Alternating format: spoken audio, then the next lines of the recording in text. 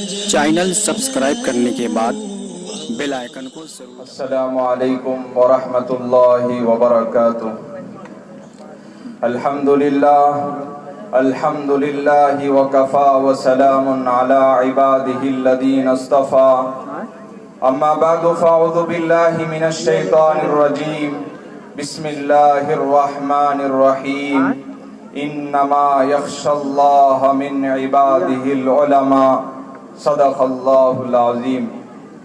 قابل قدر سامعین کرام، مہمانان اعظام اور میرے عزیز دوستوں، آج میں ان یاران باصفا، شہیدان عشق و وفا، وارثان بلال اور عشاق نبی کے تذکرے کی سعادت حاصل کر رہا ہوں، جن کا قلب و جگر نبی کی عظمت سے معمور تھا، جن کا دل عشق نبی سے سرشار تھا، جن کے چہرے پر عزم و استقلال کی کرنیں جلوہ فگن تھی، جنہوں نے اہل جہاں کو عشق نبی کا درس دیا، صنف انسانی کو محبت کا پیغام سنایا، عشق نبی کا طریقہ بتایا، محبت نبی کا راستہ دکھلایا، جن کو دنیا علماء دیوبند کہتی ہے. لیکن میرے عزیز دوستوں، میں حیرانیت کے سمندر میں غرق سرگرداں و پریشان ہوں کہ اس قلیل وقت میں ایسے عظیم الشان وسیع و بسیط موضوع پر کس طرح لب کشائی کر سکوں جس کا غیروں نے بھی کھلے الفاظ میں اعتراف کیا ہے. ان کے کن کن گوشوں کنوں کی زبان پر لاؤں، ان کی کن کن خوبیوں کو بیان کروں اور کن کن خصوصیات کو نظر انداز کر دوں، ان کے عشق نبی کے واقعات کی سیر کراؤں یا ان کے مجاہدانہ کردار کی روداد سناؤ، عشق نبی سے سرشار مولانا قاسم صاحب نانوتوی علیہ الرحمہ کی سفر حج کی منظر کشی کروں یا روضہ اطہر پر مولانا حسین احمد مدنی علیہ الرحمہ کی درس حدیث کی جھلک دکھاؤں، عشق نبی سے بیتاب مولانا رشید احمد گنگوہی علیہ الرحمہ کے دل کا تذکرہ کروں یا جنگ آزادی کے موقع پر علماء دیوبند کی عشق نبی کی تاریخ بتاؤں. کیا بتاؤں اور کہاں تک بتا سکتا ہوں؟ خدا را جاؤ، اگر تم سے ہو سکے تو علماء دیوبند کے عشق نبی کی داستان تاریخ کے اوراق سے پوچھو، مکے کی گلیوں سے پوچھو، مدینے کے ریگستانوں سے پوچھو، بالا کوٹ کی پہاڑیوں سے پوچھو، مالٹا کے قید خانوں سے پوچھو.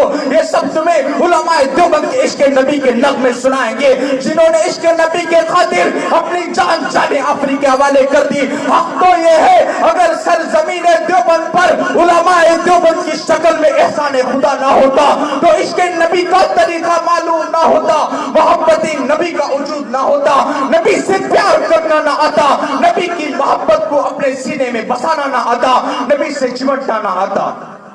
دوستوں، حضرت مولانا قاسم صاحب نانوتوی کے ہستی سے کون نہ واقف ہے؟ انہیں کون نہیں جانتا جو علماء دیوبند کے سب سے بڑے لیڈر، سب سے بڑے قائد اور سب سے بڑے رہنما ہیں. جب بیت اللہ حج کرنے جاتے ہیں، مدینے کے قریب پہنچتے ہیں، عشق نبی سے سرشار مولانا قاسم صاحب نانوتوی علیہ الرحمہ مدینے سے 7 میل پہلے ہی اپنا جوتا اتار لیتے ہیں. کسی نے کہا حضرت یہ پتھریلی زمین ہے، پیروں میں پتھر لگیں گے، پیروں کو تکلیف ہوگی، پیروں میں زخم آ جائے گا. حضرت نے فرمایا پتھروں کی کوئی بات نہیں، تکلیف کی کوئی بات نہیں، زخم کی کوئی بات نہیں، میں جوتا اس لیے اتارتا ہوں شاید آج سے 1400 سال پہلے رسول اللہ کے نبوت والے قدم اس جگہ پر پڑے ہو، قاسم نانوتوی کا گستاخ جوتا کہیں رسول اللہ کے قدموں پر نہ آ جائے. اللہ اکبر! کیا عشق رسول تھا، کیا جذبہ تھا اتباع سنت کا، کیا شوق تھا تقلید پیغمبر کا.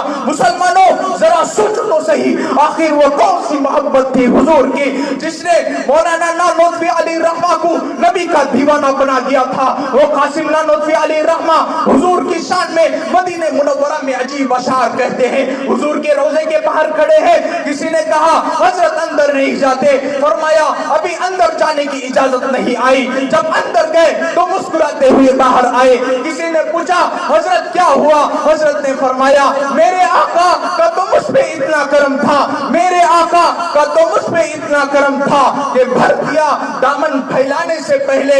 یہ اتنا کرم کیوں, یہ اتنا کرم کیوں, یہ کیا سلسلہ ہے؟ نشہ رنگ لایا پلانے سے پہلے. اور حضرت مولانا قاسم صاحب نانوتوی علیہ رحمہ نے روزے کو خطاب کرتے ہوئے کہا تھا, ہزاروں بار تجھ پر اے مدینہ میں فدا ہوتا ہوں, ہزاروں بار تجھ پر اے مدینہ میں فدا ہوتا ہوں, جو بس چلتا تو مر کر بھی میں تجھ سے جدا نہ ہوتا. بس اسی بات پر میں اپنی تقریر کو ختم کرتا ہوں. وآخر دعوانا الحمدللہ رب العالمین. ماشاءاللہ.